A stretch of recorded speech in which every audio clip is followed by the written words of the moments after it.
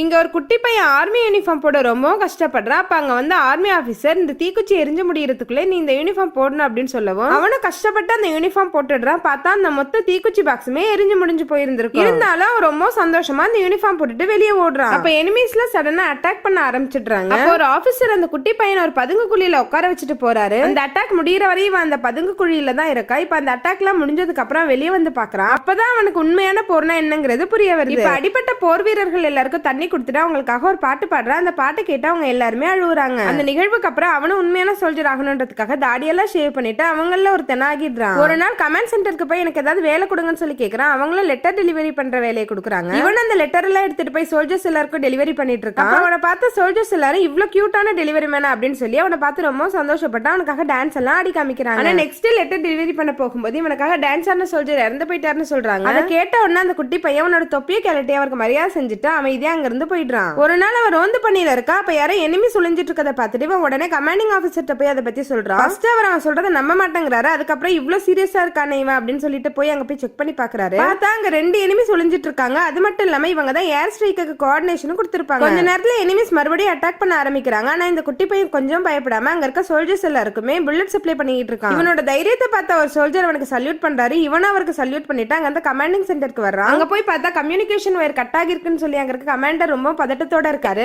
அதை பார்த்தா இந்த குட்டி பையன் அந்த கம்யூனிகேஷன் வயரை ஃபாலோ பண்ணிட்டே போறான். போற வழியில பயங்கரமா குண்டெல்லாம் வெடிச்சிட்டு இருக்கான். இவன் கொஞ்சம் பயப்படாம அந்த வயரை ஃபாலோ பண்ணிட்டு போய் அதை கனெக்ட் பண்ணி விட்டுட்டு அதனாலேயே எனிமீஸை தோக்கடிச்சிடுறாங்க. அவனுக்கு கௌரவ விருதும் கொடுக்குறாங்க. இதெல்லாம் நடக்கும்போது இவனுக்கு வெறும் 6 வயசு தான். ஆக்சுவலா இது ஒரு கதை கிடையாது. வேர்ல்டு வார் 2ல ஜெர்மனிக்கு எதிராக ரஷ்யாவை சேர்ந்த ஒரு குட்டி பையன் சண்டை போட்ட ஒரு உண்மை கதை தான் இது.